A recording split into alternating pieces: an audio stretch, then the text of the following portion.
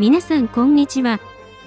今日も最新のウクライナ情勢について、公開情報をコンパクトにまとめて地図を使って、いち早くわかりやすくお届けします。よろしくお願いします。チャンネル登録して通知をオンにすると、動画公開時に連絡が来ます。過去の動画も再生リストから合わせてご覧ください。ウクライナ情勢。ロシアがキーウに侵攻してから1106日になりました。まずは全般的な事柄です。先ほど公表されたウクライナ軍の参謀本部の最新の発表によると、ロシア軍の損失は兵士1250名、戦車1両、装甲戦闘車6両、砲23門、ドローン108機、その他車両85両となっています。戦線全体では、1日で97回の地上戦の報告がありました。戦況図と並んでよく見られているウクライナとロシア情勢のニュースコーナーです。YouTube のチャプター機能で必要なところを見ることもできます。1番目。CNN はトランプ大統領がウクライナ軍事支援を停止するよう命令しましたが、衛星画像や機密情報の共有はその後も行われていると伝えています。このような状況に対し、ウクライナの偽情報対策センターのコバレンコ所長は、ベラルーシメディアのインタビューに応じ、長いので簡単にまとめると、1、ロシアは疲弊しきっており、攻撃手段が不足しているが、かといって、ウクライナは、防空など欧州の支援で完全に代替することもできない。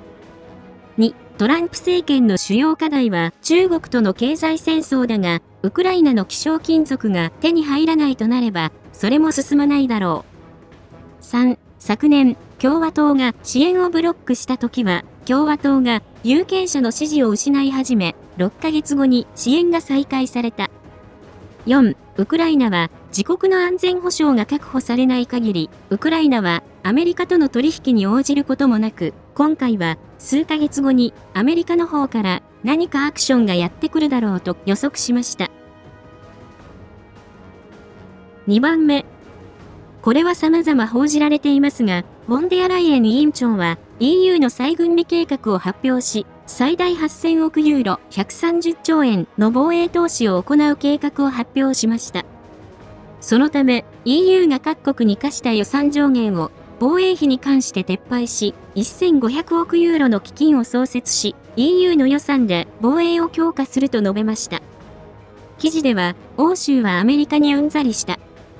これにより、アメリカの意思決定に左右されない防衛力の整備とウクライナの軍事支援を行うとしています。3番目。歴史的な大統領執務室での記者会見で、ゼレンスキー大統領になぜスーツを着ていないのかと尋ねた極右ケーブルテレビ局 RSBN のグレン氏は、わざわざ欧州メディアの BBC に登場し、脅迫を受けていると語り、私生活に多大な影響を受けていることを明かしました。同氏によると、あれ以来、外予告を受けており、抗議の電話もかかってくる。どうやって電話番号を入手したかわからないと述べ、現在シークレットサービスを雇っていると、私生活での変化を語りました。同氏は、ゼレンスキー大統領を怒らせるつもりはなく、大統領執務室に敬意を払っているかどうか聞きたかっただけだと言い訳をしています。記事のコメントでは、チャールズ国王と並んでいるゼレンスキー大統領の写真と比較したり、白々しい子供がだだをこねているようだと、厳しい意見が寄せられています。それでは、各地域の戦況です。戦況の変化のあるところを中心にお伝えします。その変化は大画面でフルスクリーン表示にしていただくと、街並みや日付とともに追いかけることができます。説明にあたり、ルジアンやルシアン軍など、YouTube 用に最適化した表現を使用し、数時間後に英語の副音声を公開しています。北東部クルスク、ハルキウ方面。ロシアン軍が奪還作戦を行っているクルスクとハルキウ方面の戦況についてお伝えします。クルスク方面。作戦に影響を与えるクルスクの天気は、雪または雨。最高気温3度、最低気温2度。今日の天気予報は雨となっています。気温は急速に回復し、最高気温で10度前後の日が続く予報です。この方面で、ルジアンは、スジャの補給線の遮断を戦術目標に攻撃を仕掛け、29回攻撃を行い、13回の空爆を実施しました。1番目。チェルカスカヤコノペルカの東では、位置情報付きの映像によると、ウクライナ軍は地図の場所でバッファーゾーンを設け、ドローンを使った掃討作戦を行い、ルジアンを排除しています。ご覧いただいているのは、ウクライナ軍の第61機械化旅団のもので、地図の境界森林にいるルジアンの様子となっています。この付近は、2週間ほど前は、ルジアンの攻撃で差し込まれていましたが、現在は前線が安定し、戦況図では、この場所の平地のロシアン軍の占領地を縮小させ、係争地の拡大として更新しました。2番目。その7キロ西にあるクリロフカでは、ウクライナ軍が川を渡って集落に入ってきたルジアンを捕虜に取ったところがあり、この場所がウクライナ側の最前線となっていることがわかります。ご覧いただいているのは、ウクライナ軍の第253義勇大隊のもので、地図の場所で6人ほどのルジアンを連れているところとなっています。これを含めて、戦況図に影響のある情報はなく、西側正面では、ロシアン軍の目立った攻撃もなく、次の攻勢を準備している可能性があります。ハルキウ方面。この方面で、ルジアンは2回攻撃を行いましたが、ウクライナ軍が撃退し、戦況図には変更はありませんでした。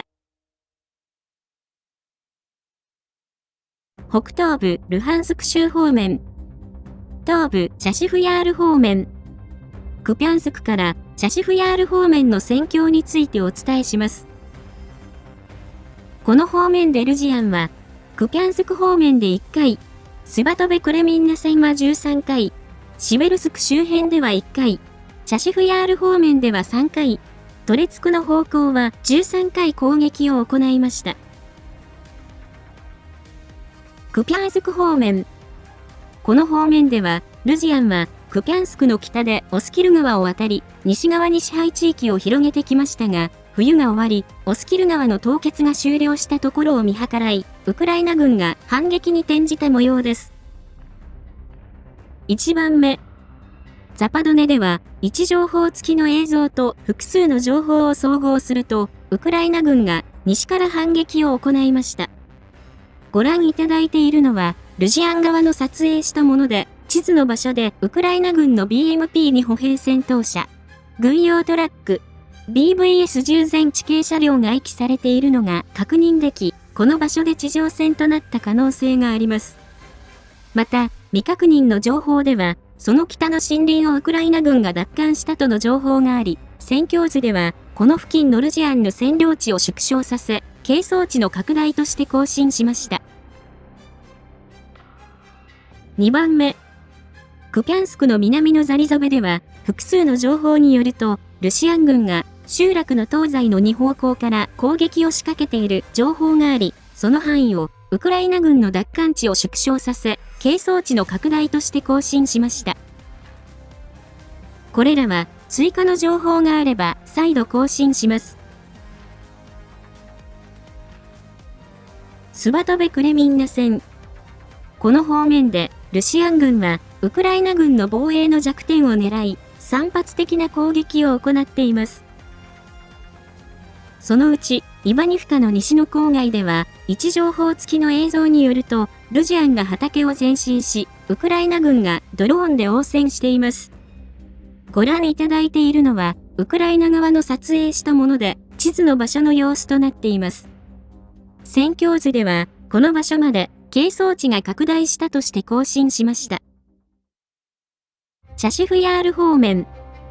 この方面では、ウクライナ軍の反撃が続き、北側の住宅地の他に、市街地でも反撃を行っています。1番目。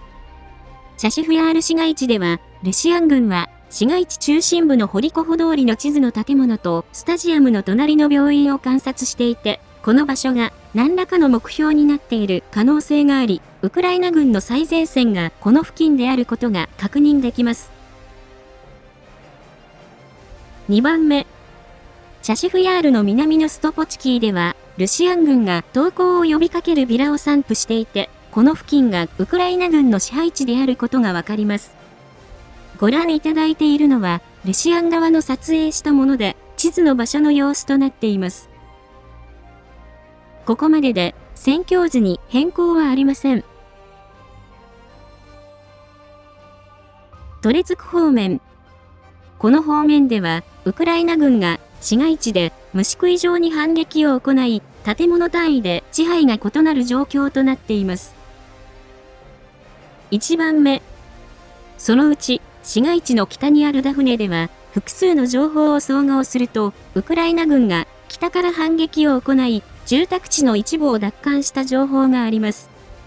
その範囲600メートルほどを、係争地からウクライナ軍が奪還したとして、戦況図を更新しました。2番目。トレツク市街地では、位置情報付きの映像によると、ウクライナ軍のドローンがルジアンを狙って攻撃を行っています。ただ、戦況図に変更はなく、ルジアンが占領を回復できず、前線の補給が困難な状況となっています。南東部ドネツク州、ポクロフスク、コスティアンティノピル、ベリカノボシルカ方面の戦況についてお伝えします。この方面でルジアンは、ポクロフスク方面では19回、コスティアンティノピル、ベリカノボシルカ方面で7回攻撃を行いました。ポクロフスク方面。この方面で、ロシア軍のポクロフスク占領は失敗し、疲弊したところを、ウクライナ軍が局所的な反撃を行っています。1番目。ポクロフスクの東にあるボディアーネドルヘでは、位置情報付きの映像によると、ウクライナ軍が反撃を行いました。ご覧いただいているのは、ルジアン側の映像で、地図の場所の陣地を観察しているところとなっていて、この場所にウクライナ軍がいることがわかります。ボディアーネドルヘは、ウクライナ軍が1ヶ月前に奪還したところですが、ウクライナ軍がさらに奪還したとして、戦況図を更新しました。面積は 1.5 平方キロになります。2番目。ポクロフスクの西にある激戦地コトリネでは、ルジアンが再占領を狙い突撃作戦を実施しました。ルジアンは乗用車に乗ってコトリネ集落の南に到達した後、T0406 号線の集落に入って占領し、その後線路を渡り鉱山施設まで前進しました。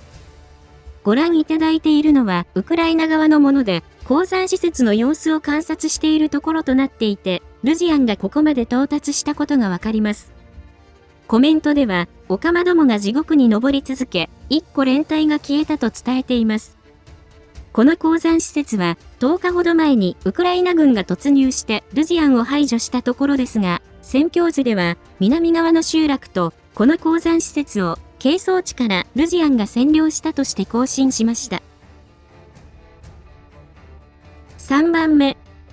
ポクロフスク南西のウスペニフカでは、ウクライナ軍が反撃を行い、集落を奪還しました。位置情報付きの映像によると、ロシア軍が通りの南の建物に対し、確認できるだけでも30発程度の砲撃を行っていて、この場所をウクライナ軍が確保していることがわかります。ウスペニフカは、この通りがチョークポイントで、この通りをどちらが突破するかで、全体の支配が決まるところとなっています。戦況図では、集落全体をウクライナ軍が奪還したとして更新しました。コスティアンティノピル方面、ベリカノボシルカ方面。この方面では、双方が攻撃を行い、陣地戦に移行しつつあります。1番目。アンドリーフカでは、位置情報付きの映像によると、ロシアン軍が前進し、地図の場所で旗を掲げて占領を主張しました。ご覧いただいているのは、ロシアン軍の第114自動車化ライフル旅団のもので、地図の建物で旗を掲げているところとなっています。戦況図では、この付近をロシアン軍が占領したとして更新しました。面積は3平方キロになります。2番目。ベリカノボシルカの北にあるスクドネでは、今月1日にルジアンが占領を主張したことをお伝えしましたが、位置情報付きの映像によると、ウクライナ軍が反撃し、ルジアンを集落から排除しました。ルジアンがドローンと砲撃で奪われた陣地に反撃したことから判明しました。戦況図では、集落全体をロシアン軍の占領地を縮小させ、係争地に更新しました。3番目。ブラツケでも、同様に、ウクライナ軍が北から反撃を行っていて、奪われた陣地に、ロシアン軍が砲撃を行っています。こちらも、その範囲を、ルジアンの占領地を縮小させ、係争地に更新しました。後方地域。今日も、ロシアン領内で問題が発生しています。1番目。